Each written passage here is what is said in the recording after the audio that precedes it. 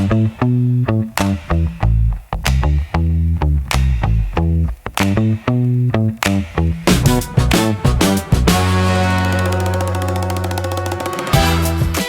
à tous et bienvenue sur le podcast du Cappuccino et des livres. Le temps d'un cappuccino, nous allons parler de livres et d'écriture, mais pas que.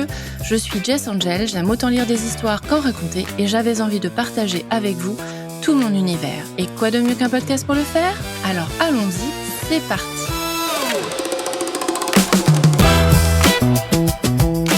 Aujourd'hui, j'ai le plaisir d'accueillir Fanny Anthony pour parler de son univers, de son parcours, de la magie qui se cache derrière ces mots. Installez-vous confortablement, servez-vous un cappuccino et laissez-vous inspirer par cette conversation autour des livres et de l'écriture. Bonjour Fanny, bienvenue sur le podcast. Coucou. Comment ça Merci va ? pour l'invitation. Je t'en prie, merci d'avoir accepté. C'est tellement chouette de se retrouver de l'autre côté là. Ah, c'est une belle expérience, tu vas voir. Alors, on va commencer. Si tu pouvais nous résumer ton parcours et te présenter en quelques mots. Alors, je m'appelle Fanny Anthony. Et c'est vrai qu'on a souvent l'habitude de se présenter d'abord par notre métier. Et moi, j'avoue que le mien, il a une grande incidence sur mon écriture. Je suis prof des écoles. Et le fait d'être tout le temps avec des enfants, c'est ce qui nourrit mon âme d'enfant et ce qui me donne tout le temps envie d'écrire et d'écrire pour de la jeunesse ou pour du young adulte. Tous les jours, ça cultive mon âme d'aventurière, en fait. J'ai comme ça cette envie de pouvoir développer l'imagination des enfants, développer la mienne, être vraiment en accord avec ma sensibilité aussi. C'est comme ça qu'est né Monstre Capitaine, qui est une trilogie donc, de young adulte qui est à paraître le 4 juin chez Gulfstream, avec des dragons, plein de gros monstres, parce qu'il y a toujours des animaux dans mes histoires. Et ça, je sais que c'est aussi avec tous ces animaux dont les enfants me parlent en long, en large et en travers. Ça a toujours la cote, les gros dragons et les gros monstres. Et c'est ce qui m'a amené finalement à écrire et en même temps à vivre passionnément ma vie de prof. Vraiment deux casquettes que j'adore porter. D'accord. Qu'est-ce qui t'a donné envie d'écrire, justement ? Alors, tu parlais de nourrir ton âme d'enfant et d'aventurière, mais est-ce qu'il y a eu autre chose qui a déclenché cette envie d'écriture ? Moi, je pense que quand j'avais 10 ans, j'étais déjà un peu une autrice architecte, je le savais pas encore. Parce qu'en fait, quand je regarde mes classeurs de CM2, c'était des cartes et des fiches personnages. Je faisais que ça. Alors, il y avait zéro histoire, il y avait 40 000 cartes, plein de personnages, plein de monstres. Et j'écrivais jamais les histoires qui allaient avec, bien entendu. Et il a fallu vraiment attendre le lycée pour que je me mette à écrire des histoires. Et c'était une passion commune avec ma meilleure amie de l'époque, Lisa, qui écrivait. Et en fait, comme elle a commencé à écrire des romans, je me suis dit, en fait, c'est pas complètement dingue de se dire, oh, bah tiens, je vais écrire des romans. Ce serait bien de faire quelque chose de toutes ces fiches personnages et ces cartes. Et c'est comme ça que je me suis mise à écrire. C'est vraiment le fait d'avoir quelqu'un avec qui pouvoir partager ça. On s'envoyait nos chapitres par mail, on s'envoyait des choses sur MSN, la belle époque. Et c'est comme ça que j'ai commencé à écrire mes histoires. D'accord.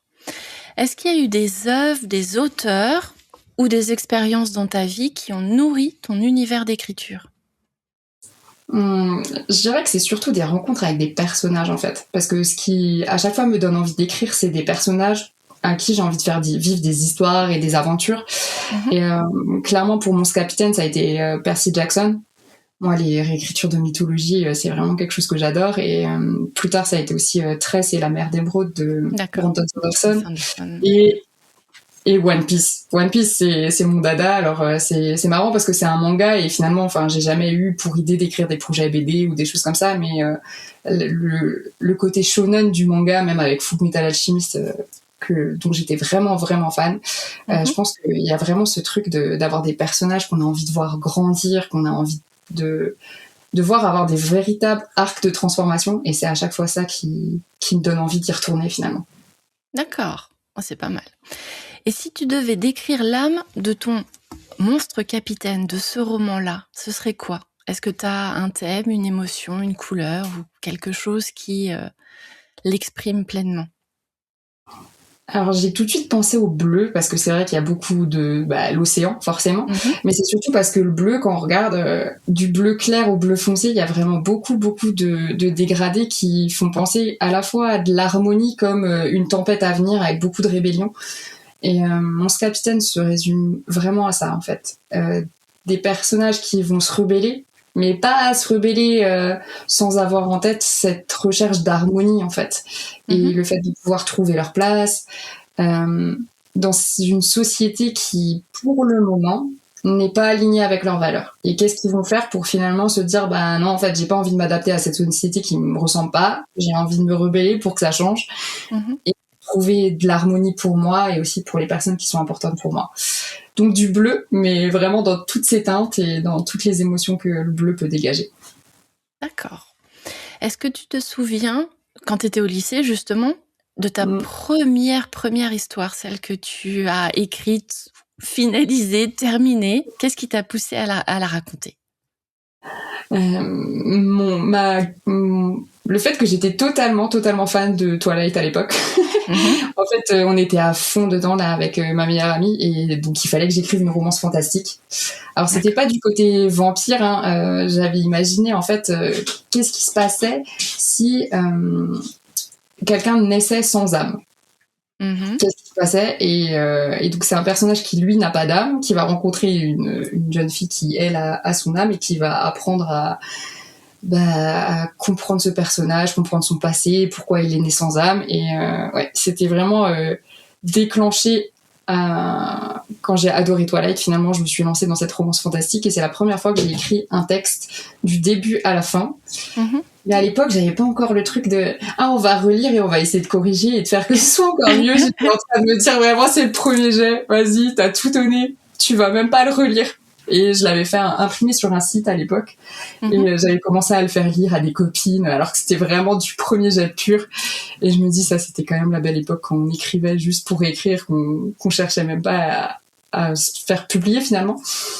Et ouais, c'est ma première grande histoire d'écriture avec un projet fini. D'accord. Et justement, quel regard tu portes aujourd'hui sur Monstre Capitaine qui va être bientôt publié? Maintenant que tu en arrives presque à la fin de l'écriture, si j'ai bien suivi tes comptes. Oui, c'est ça. En fait, je suis le tome 1, donc il est parti à l'impression. Le tome 2, j'en suis à la réécriture. Et le tome 3, le premier jet est déjà écrit. Et donc il y a un côté, ça fait plaisir. Il y a un côté, on arrive au bout du chemin. Et en même temps, le fait qu'il soit bientôt publié et bientôt disponible dans les librairies, je me dis, j'ai l'impression que c'est le début du chemin, en fait.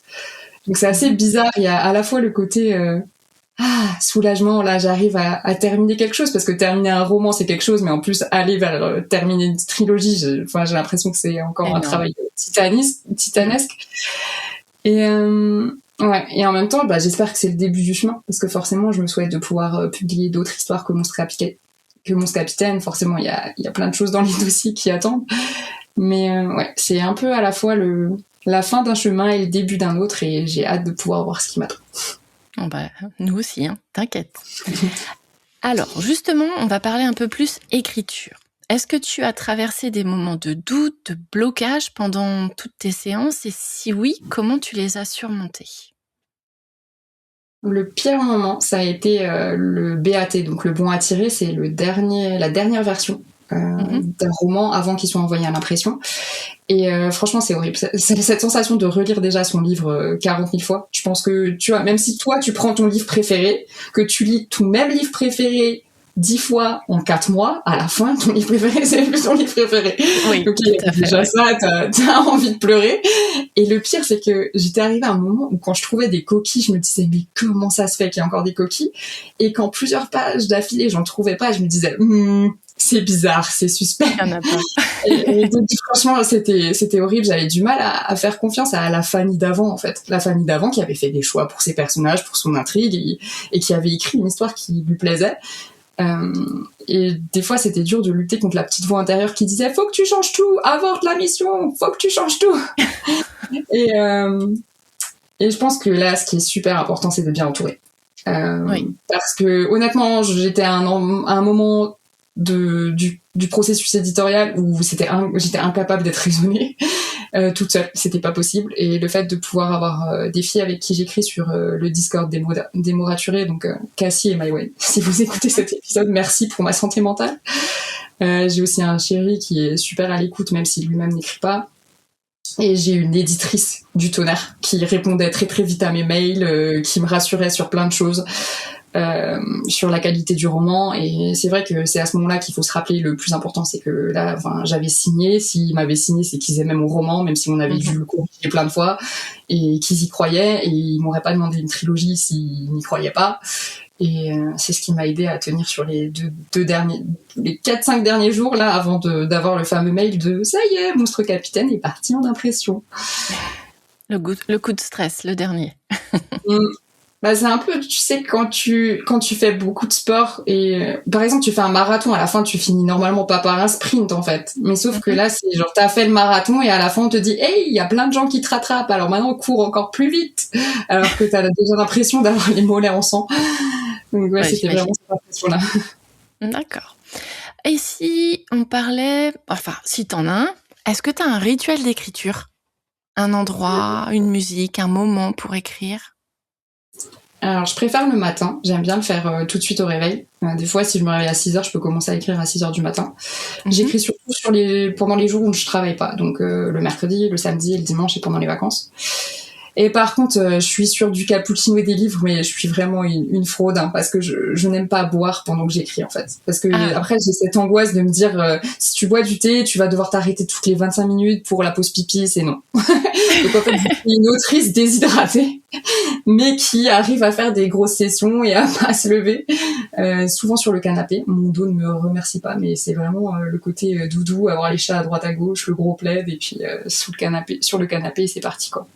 D'accord. Pas mal. C'est pas mal. Est-ce que tu as appris quelque chose sur toi-même à travers l'écriture?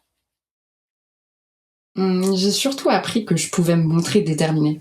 Parce que le fait de finir des livres, l'air de rien, il y a plein de personnes qui n'y arriveraient pas.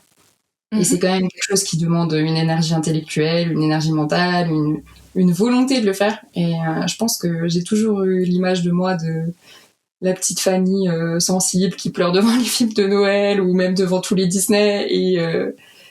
Et c'est vrai que la détermination que je peux avoir à m'engager dans ce projet du début à la fin, et même quand c'est compliqué, à y retourner, c'est quelque chose, ça m'a fait vraiment du bien de découvrir ça de moi finalement. Ok.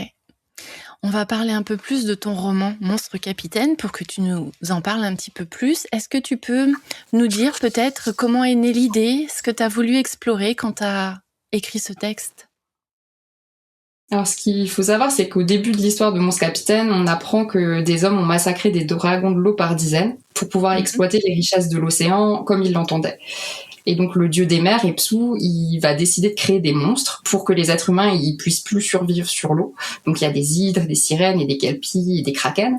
Et donc, au début de Monstre Capitaine, j'avais vraiment ce truc j'adore la mythologie grecque et je voulais voir qu'est-ce que ça donnait à un monde où, en fait, les dieux étaient vraiment omniprésents et prenaient des décisions qui influençaient directement la vie des hommes et que les hommes étaient dans des mondes où les règles étaient fixées par des dieux. Et donc Epsou, il va quand même décider de permettre à certains humains d'échapper à cette malédiction. Ce sera les monstres capitaines qui, eux, pourront continuer à arpenter les mers parce que chaque monstre peut offrir un lien à un être humain qui jugera digne d'une connexion à l'océan. Un homme ou une femme qui vont alors partager une magie et une télépathie avec les animaux. Et moi, ça, c'est vraiment quelque chose que je voulais creuser. Le lien avec la nature, le lien avec le vivant, finalement. Et c'est comme ça que Lee et Leven vont arriver, donc 2 personnages, une fille et un garçon. C'est 2 jeunes adultes qui, eux, vont s'interroger sur toutes les injustices dont ils sont témoins et qui vont s'inquiéter des conséquences de la cupidité humaine sur le monde aquatique. Donc vraiment un message protection des océans, protection du vivant. Et finalement, qu'est-ce qu'on fait quand la société ne reflète pas nos valeurs? Qu'est-ce qu'on fait pour s'opposer à la violence? Et finalement aussi, qu'est-ce que ça veut dire vraiment aimer et prendre soin de quelqu'un? Donc c'est des questions comme ça qui ont permis de construire mes personnages.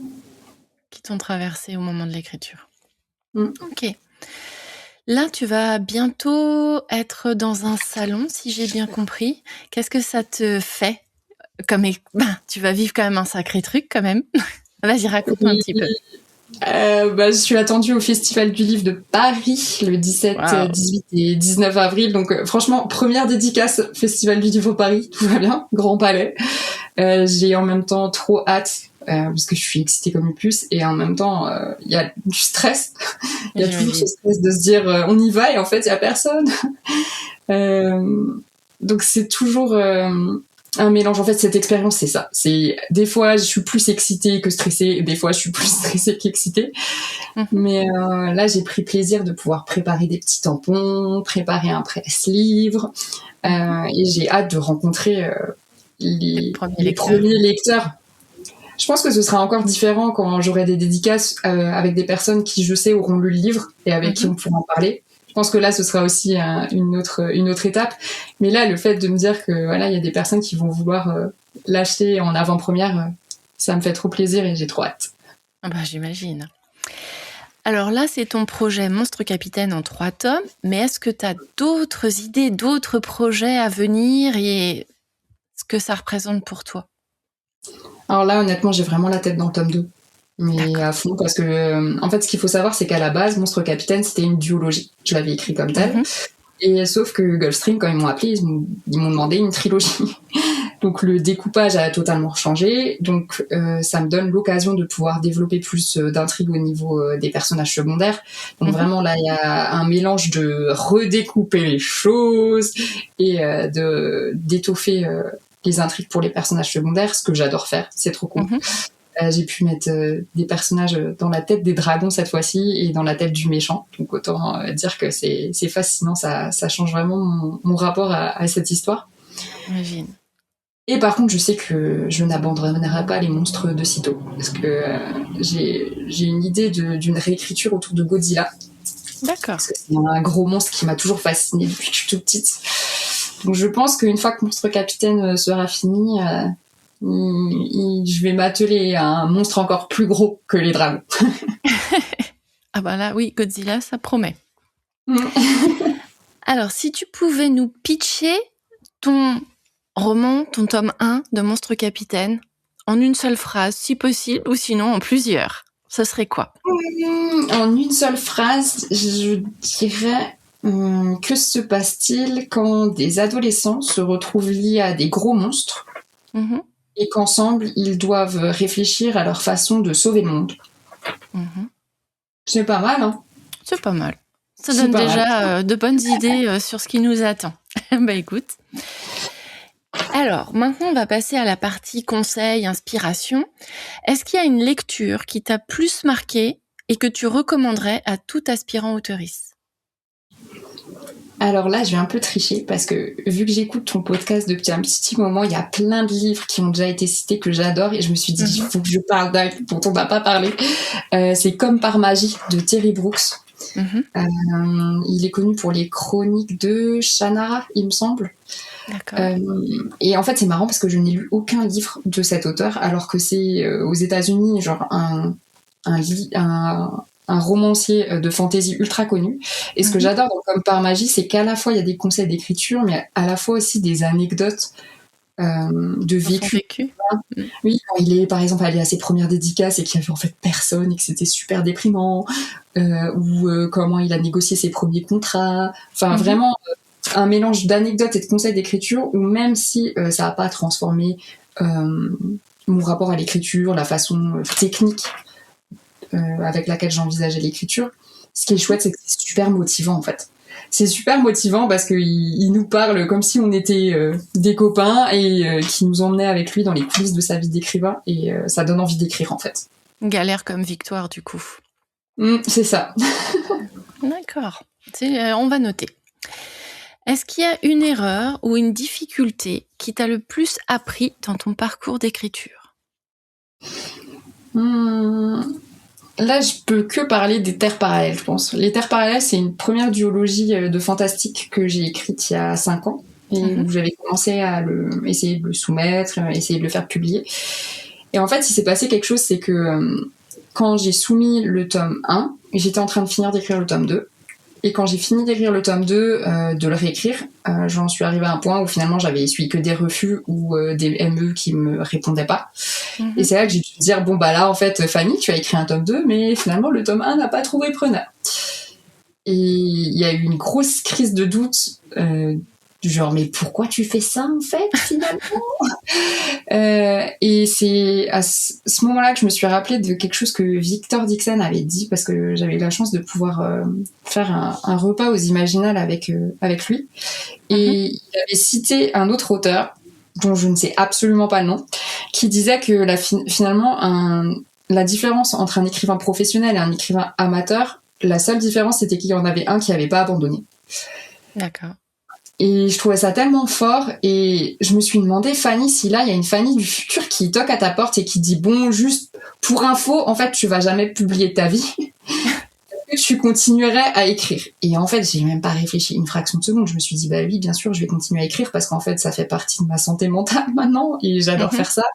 Et à partir de ce moment-là il y a vraiment quelque chose qui a changé, malgré le fait que pendant, je crois au moins 3-4 mois, je n'ai pas du tout écrit, ce qui n'était pas du tout normal vu mes habitudes d'écriture.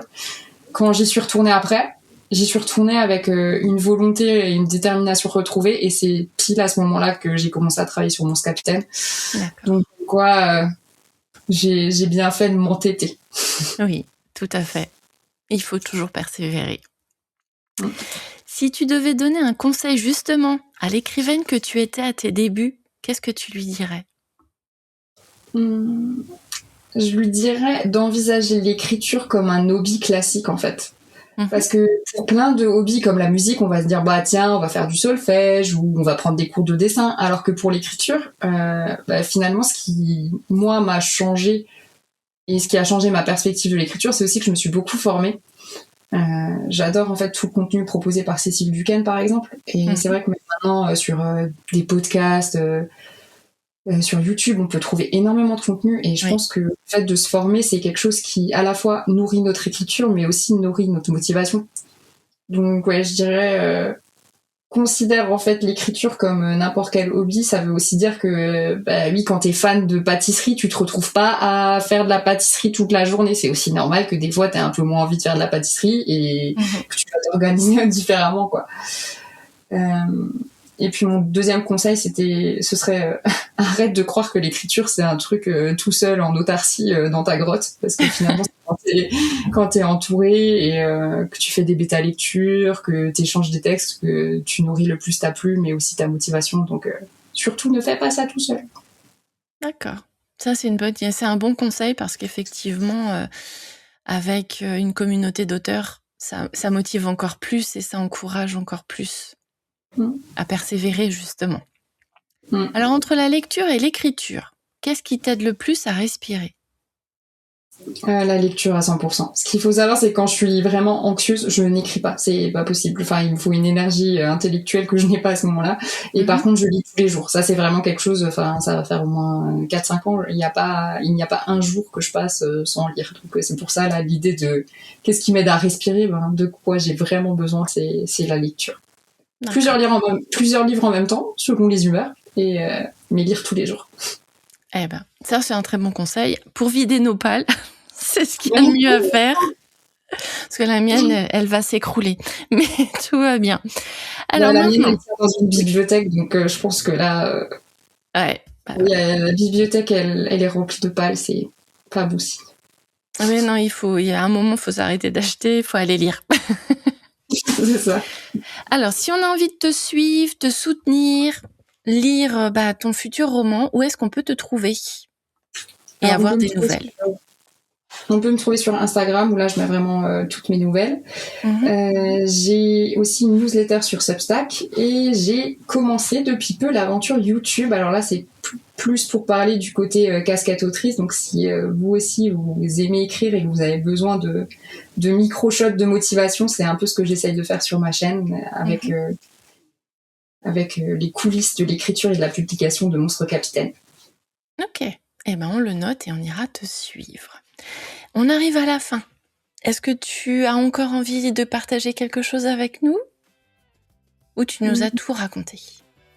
Je vous ai déjà raconté beaucoup, mais J'espère vraiment qu'à la suite de ce podcast, vous allez aller écrire et que ça vous aura motivé. Alors là, j'aurai réussi ma mission du jour. Alors on le note. Eh bien écoute, merci Fanny pour cet agréable moment passé ensemble. Merci d'avoir partagé avec nous tout ton univers. Pour te retrouver, donc comme je disais, pour ton actualité, je mettrai tout dans la barre de description. Donc vous retrouverez toutes les infos nécessaires. Eh bien écoute, merci beaucoup Fanny d'être venue sur mon podcast. Et puis, merci à tous de nous avoir écoutés. J'espère que ça vous a donné envie de lire, d'écrire ou tout simplement de rêver un peu plus. Pensez à vous abonner, à liker ou à partager si le contenu vous a plu. Merci pour votre écoute et à très vite pour la suite.